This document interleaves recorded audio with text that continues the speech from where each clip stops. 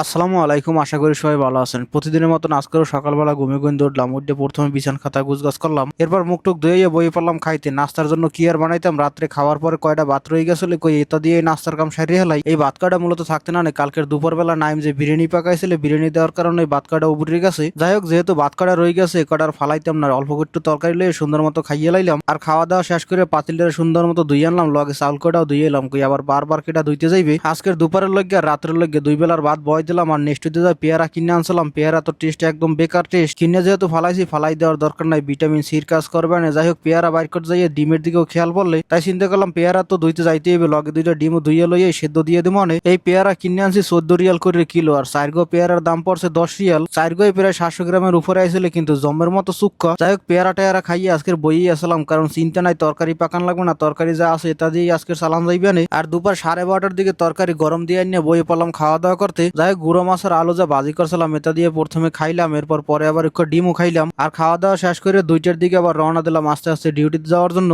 আর মাশাল্লাহ, বাইরে যে পরিমাণ রোদ্দুর উঠছে, চোখ তো মেলাই যাইতে আছে না। জুতার নিচে কয়টা পাথর হ্যাঁ গোনা যাইতে আছে পাড়া দেওয়ার পরে। তাপমাত্রা মোবাইলে তো দেখাইতেছে 43 ডিগ্রি, কিন্তু রিয়েল ফিল দেখাইতেছে 46 ডিগ্রি। যাই হোক, কাজের গোড়া প্রথমে চা খাওয়ার জন্য পানি বয় দিলাম। আর এদিকে কালকের মুদির আবার নতুন জাতের গাওয়া লইছিলে, কই গেছে আজকের থেকে এইটা বানাবার লাগে। আগে যেটা আসলে এইটা একটু সাদা বেশি, আর এখন নতুন যেটা লইছে এটা একটু কালা বেশি। আগেরটা তো তাড়াতাড়ি হয়ে যেতে 14 মিনিটের মতো রাখলেই চলতে, কিন্তু এখন যেটা লইছে এটা 25 মিনিটের উপরে রাখা লাগবে। আর এটা বানাইতে আবার একটু ঝামেলাও আছে। আগে তো হেল দিয়ে দিতাম ডাইরেক্ট ফ্লাক্সের ভিতরে, কিন্তু এখন হেল দেওয়ার আগে আবার গরম পানি দিতে হইবে অল্প একটু নিচে, একদম ফুটন্ত গরম পানি দিতে হইবে অল্প করে, আর ভিতরে এরপর হেল দিয়ে সুন্দর মতো আটকাই রাখতে হইবে, যাতে আবার পানিটা ঠান্ডা না হয়ে যায়। বানাবার সময় তো দেখতে একটু বেজার লাগে, কিন্তু এটা আবার খাওয়ার সময় একদম সুন্দর করা হয়। যাই হোক, হেল দিয়ে তো প্রথমে ফ্লাক্সটা রেডি করলাম, এরপর গাওয়ার পানির ভিতরে গাওয়া দিয়ে টাইমার দিলাম চালু করিয়ে। আর একটু পরপর আবার খেয়াল রাখা লাগে, উতলেই যাতে না পড়ে যায়, পড়ে গেলে আবার স্বাদ থাকতো না। যাই হোক, আজকের প্রথমে গাওয়াই রেডি করলাম, আর গাওয়া রেডি করে ফ্লাক্সের ভিতরে রাখি, এরপর চার জন্য ফ্লাক্স ধুয়ে রেডি করলাম। চার পানি তো গরম করে রেডি করে রাখছিলাম, খালি লিপটন কাটা ডালি নেই। লিপটন কাটা ডাইলে চা রেডি করে ফ্লাক্স ভরে দিয়েইলাম। যাই হোক, এরপর দেখি আসরের আজানও দিয়ে দিয়েছে, চলে এলাম আসরের নামাজ পড়ার জন্য। আর এই সময় দেখেন বাইরে কি পরিমাণ রোদ্দুর। আর আসরের নামাজ কালাম শেষ করে আইয়ে বইয়ে বইয়ে অপেক্ষাই করতে আসলাম। এরপর মাগরিবের আজান দেওয়ার পরে আবার মাগরিবের নামাজ পড়ার জন্য চলে এলাম। আর মাগরিবের নামাজ পড়ে যাওয়ার পর মুদিরে দেখি আবার এই জিনিসটা দিয়েছে। প্রথমে বুঝলাম যে আইসক্রিম, পরবর্তীতে খোলার পর দেখি এটা তো কেক। উপরে দেওয়ার কালা কালা কি যেন গুঁড়া দিয়ে দিয়েছে, দেখতে তো ভালো দেখাইতেছে না, কিন্তু খাওয়ার পর দেখতেছি খাইতে তো মাশাল্লাহ ভালোই স্বাদ লাগতেছে, দুধের ক্রিমের মতো ঘ্রাণ আইতেছে। খালি একটা জিনিস না, ভিতরে 4-5টা লেয়ার সাজাই না, খাইতে মাশাল্লাহ ভালোই লাগতেছিল। যাই এবার রাতে 9:30টার পরে যাই ফিঙ্গার টিঙ্গার দিয়ে এলাম, বাসায় যাইতে হইবে। কিন্তু ডিউটি শেষ করে বাসায় আইতে আইতে এই 10টার উপরেই বাজে যায়। যাই হোক, বাসায় প্রথমে জামা কাপড় টুপড় খুললাম। যাই হোক, জামা কাপড় খুলে চলে গেলাম হাত মুখ ধুইতে। আর হাত মুখ ধুয়ে আইয়ে বইয়ে পড়লাম খাওয়া দাওয়া করতে। গুঁড়ো মাছ আর আলু তো প্রায় শেষের দিকে, কিন্তু অল্প করে রাখিয়ে দিলাম, আর অল্প কটা ভাতও রাখিয়ে দিলাম, কালকে সকালে আবার খামনে।